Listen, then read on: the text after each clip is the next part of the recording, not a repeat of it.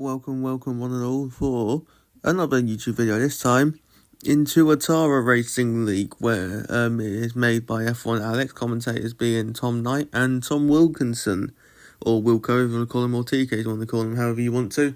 We are here for round 4 of the opening season of this league. We haven't got a podium yet. The first 3 rounds have been iffy. Mexico was, I think, 7th or 8th. Then in round 2, I think we got 5th, and then in round 1, I think it was like 6th or 7th, so not the worst.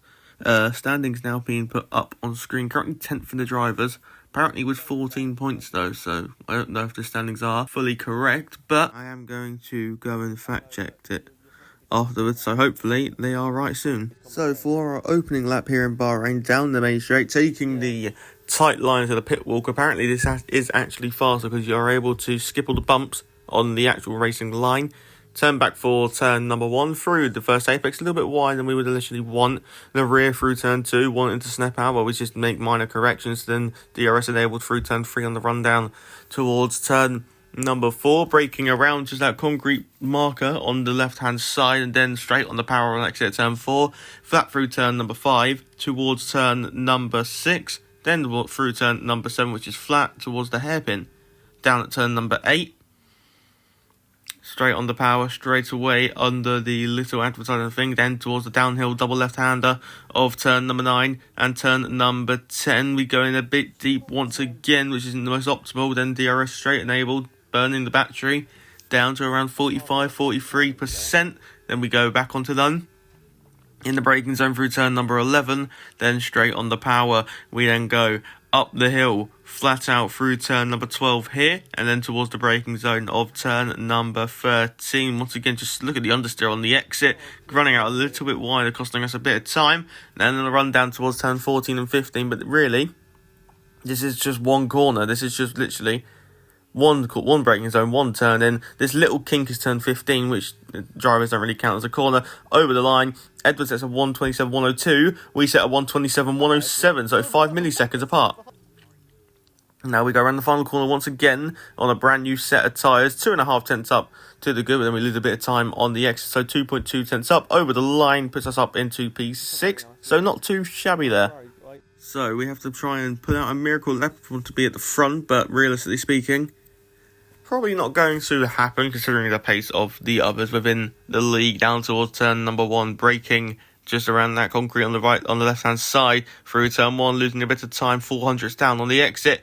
Then through turn 3 we do gain a couple thousandths back, but we're half a tenth down on the run down towards turn number 4, braking now 4-4 through turn 4 on the exit, and get a somewhat decent exit, gaining back time, now only 200 down through turn number 6 and turn number 7, then towards the heavy braking zone at turn number 8, flicking the wheel in, going a little bit deeper, and we are quite the way down, a tenth and a half down on our personal best through turn number 9, turn number 10. We do get it stopped and rotated on this occasion, so much better than previous time. We gain instantly a tenth. It's a shame we're not really improving within the first sector, because we could be on for a mid 26, maybe a lower 26 if we had hooked it all up together properly.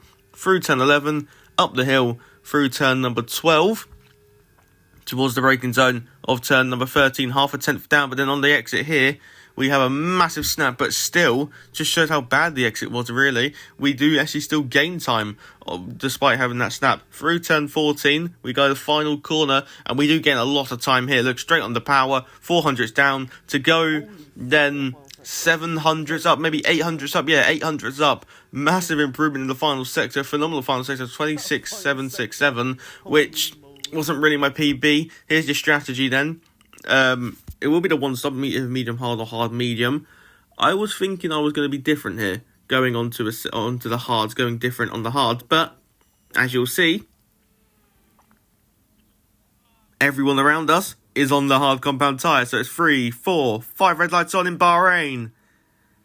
It's 5 lights out, and away we go on the run down towards turn 1. We actually have a relatively decent start in comparison to other starts we've had in this game. On the run down towards turn 1, we've got Edward looking on our inside. We go early braking for turn 1. Edward's on our inside, so we've got to leave room on the inside and the outside. Edward then have to back out of it. Through turn number 2, on the run down towards turn 3, and McLaren shoves us off the road. We skip the gravel, little bit of correction there. Edward then gets the run. On the run down towards turn number 4, side by side we go, but Edward breaks early. We can then take the racing line because he's not far enough alongside to warrant space through turn 4. On the run down towards turn number 6, there's all sorts of carnage going on. Off the road there goes the car ahead of the Alpine, and then we're going to dive up the inside of the McLaren, have a little bit of correction, a little bit of contact there, wheel to wheel banging, and then on the run down towards turn number 9, turn number 10, side by side we remain through the braking zone, and the Racing Bulls goes in a little bit deep. We have to go deeper because we're side by side, but then I forget to shift a second, so we do get a poor exit, and we remain in P8, which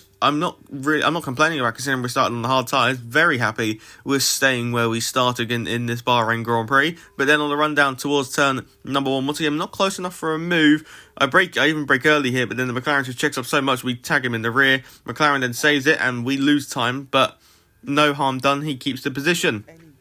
On the run down towards turn number 4, Nick flies in the Aston Martin, getting close. Then we make our way down towards turn 9 and turn number 10. Virtual safety car deployed here in Bahrain, which I don't really know why there was a VSC. Didn't actually see the reason for it. But anyway, VSC ending now. And you see, I've saved up a lot of delta here to be able to make sure I can push till it goes away through the final corner, and you're going to see it completely caught me out with how long it stayed, and me, the McLaren, Nick Flies and Edward all got drive-through penalties, which I think, I don't know if it was a game issue considering how long it stayed out, but then I do think it's a skill issue. But then on the run out towards turn 1, we're going to instantly go on the attack on the McLaren on the inside. He backs out of it. We make the move, gain a place, but the drive-through is going to heavily hamper our race, and we past probably a podium, instantly gone. End of lap 4. Into the pit lane we do go to serve this drive-through penalty. So now we have got a lot of work to do if we are to at least get even P8 in this race, let alone a decent points finish. The plan on the hard tyres was to go to lap 17, but I am just considering trying to massively extend it just to make sure I've got the proper tyre offset. So if I need to push, I won't have to worry about the tyre, I can just flat out push. Anyway, down the pitch straight, or down the main straight I should say, in towards turn number 1, the Mercedes just ahead of us. But then through turn 1, you're going to see here, through turn 6 and 7 towards turn 8, the Mercedes all over the shop here. Through turn number 8 goes deep once again, we get a better exit. I look to the inside, he then looks to the inside, so I just look for the outside, and then I was thinking about the Alonso cut back, but then I just didn't think about it. Made it somewhat of a fake move. The Mercedes runs deep, then on the power, DRS enabled, down towards turn number 11. We go to the inside, keep our car straight, and the Mercedes looks like he just tried to tie hook us, and he tries to dive out of the inside, but we are majorly far enough ahead, and we do keep the position. I'm just looking back, I'm just thinking, mate, what are you doing? Why? Anyway, we catch up to the 2 Red Bulls here through turn number 13, down towards turn 14 and turn 15. The Red Bulls not really working together the best of their ability. Through turn number 14, the final corner on the racetrack, and the Red Bull ahead gets slowed up massively. You see the rear light flashing now as we go down the main straight. And the Red Bull, Apex Joe gives us a slipstream, doesn't give his teammate a tow, gives us the tow. And I'm not complaining about that whatsoever. We gain 1 place now, up into P9 in the Bahrain Grand Prix. Then we make a fake move. The Red Bull then goes deep. Apex Joe all over the shop through turn 2. On the run down towards turn 3, it's towards turn 4, and the exit at turn 3, we pull out to the inside, brake early so we don't career into him, leaving plenty of room. We remain side by side through turn 4 on the exit before we get to turn 6, but through turn 5 we do gain the place and up into P8 in the Grand Prix. Anyway, we go down the main straight once again, and Anton, who has pitted, by the way, for a set of the hards, he's at the front of the field. We wiggle, just to let him know that we're not going to fight him. Through turn 1, we go a little bit deep, so there's Anton. Then through turn number 2 and turn number 3, we do get some free DRS, so not complaining here. You see Anton does a little wiggle to way of saying thank you, but then you just see you saw our tyre wear there. 83% after 20 laps here in Bahrain, a mega stint. I think this is the longest anybody went on the tyres. As we go into pit lane now, you can just see you can see the pit lane racing line helping us. There's nowhere to brake because I haven't actually learnt no line as of yet.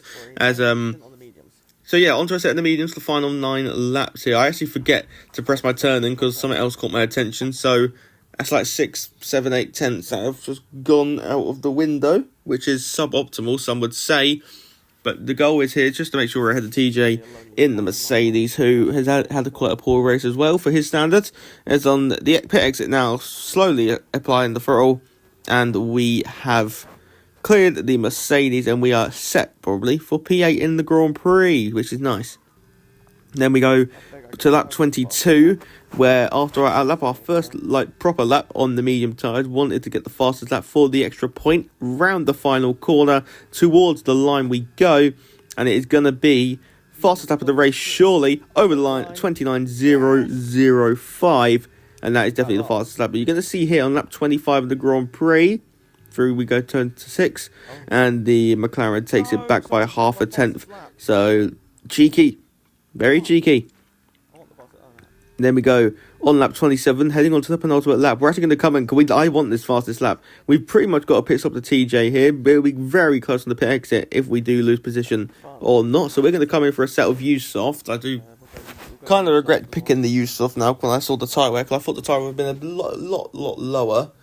But hey ho, we still get to use the softs and still do get to go for the fastest lap in the race. So we will be able to have a proper attempt at this on the pit exit we go now, and this is going to be very close. You can see the lapped Haas and TJ coming through turn 1. We're going to get some free DRS though, and we should be able just to breeze back on by TJ through turn 1, then through turn number 2, and then through turn 3 on the rundown toward the braking zone of turn number 4. I give a little wiggle just to say hello to my mate. He just literally waves us by. I kind of want to stay behind him for the lap so I can get the DRS, but anyways, we go down the main straight, heading on to the final lap, and you're going to get a full fastest lap attempt on the board here. We go down the main straight, final lap of this Grand Prix, down towards turn 1, using the battery like we would in qualifying. Braking now around the 125 metre zone. Through turn 1 we go, get the apex nicely, then through turn number 2, nicely on the limit. Through turn 3 we go, using all of the curve. Then on the rundown towards turn number 4.